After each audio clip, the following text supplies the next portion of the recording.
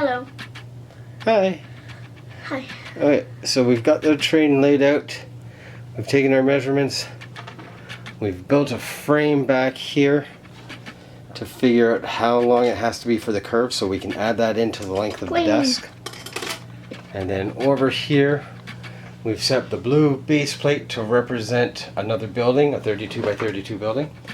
And then our road and then our train with our two studs until our wall.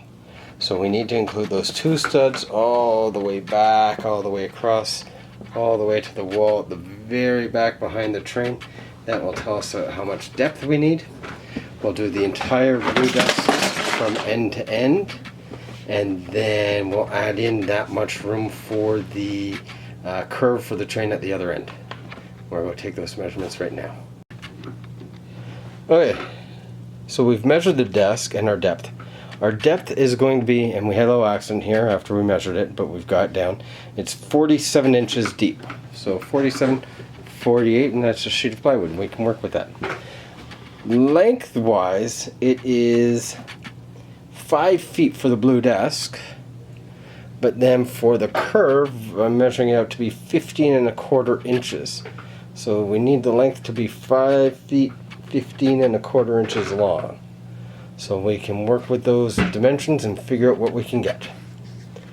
Okay, city update. We have changed out the tabletop. It's no longer the blue desk, although the blue desk is there. It's now got a melamine board sitting on top of it. We're starting to put things back in place. We've got 5 sets of road plates to play with. We've got the train, which can now run around because we've completed the route for it. We've got some beach down here. We're going to put our beach houses in, I think, and probably our rescue center down there. We need to get our garage, get our gas station in, drop in some train stations. I don't like where the train station is now, and I don't like that row of extra tracks there. I want to have a row of tracks just so that I can do that and have the train come off of it into a station. However, that being said, I don't think it's going to go there. I'm thinking we run it off the end there. And that's going to be the amusement park area down there. Because I've always been part of working with the fairs here in town. So, yeah, I think we're going to do that. So it's looking good. I've ordered some more pieces. I did do a Brick-Brick order and picked up 40 of each of those, which is, no, you can't see, it's not focusing. It's 1x4s and 2x4 plates to help with the roads. 40 of each. That was nowhere near enough. I've also ordered some more of the 1/2 road plates without the crosswalk pattern, so that I can start making the roads a little bit better. But I think the next thing to try and do is take out these train tracks, rearrange it, get the train station over there at the end, and see how that looks, and go from there. Hello. Hi, Will. Hi. What's going on? So, it's basically the same as usual, but off screen my dad did this. In my opinion, I feel like it should, because this is taking up like half of the amusement, or as my dad said. I think the train station should be just right there next to the modified grocery store. And if you were wondering what this is, it's a measuring tool that I made for my father. And also this is just a little wave, if you can see it. Nice. I just pop that on. So, like Will said, we've tried the train out over here, but if we look at it, that's using up really half of that footage we have there, which isn't big enough as is. And I won't put my amusement park out here because I've got all those rides that I've been getting and want to expand because of family history with the fair. So I think we're going to redo it. We'll move the train station to in there beside the modified grocery store, and then go from there. Get our train going around again. Why is it going so fast? Yeah, I think I'm going to speed that down a bit. We did, while we were building everything, we did take the time, and we have spaced that out rather nicely from the wall and from the awning. So we've got a 2-stud barrier against the wall and 1 stud from the train to the building. So that's working out nicely. But yeah, let's stop the train well, and we'll try and move our station again. Okay, we tried running our train tracks out here and up this way with the train station over here on the end, and it ended up taking up half of this empty space here, which I have plans for, so that did not work for me at all. We've temporarily reassigned the train station there beside the grocery store like Will suggested, and we'll see what happens with that.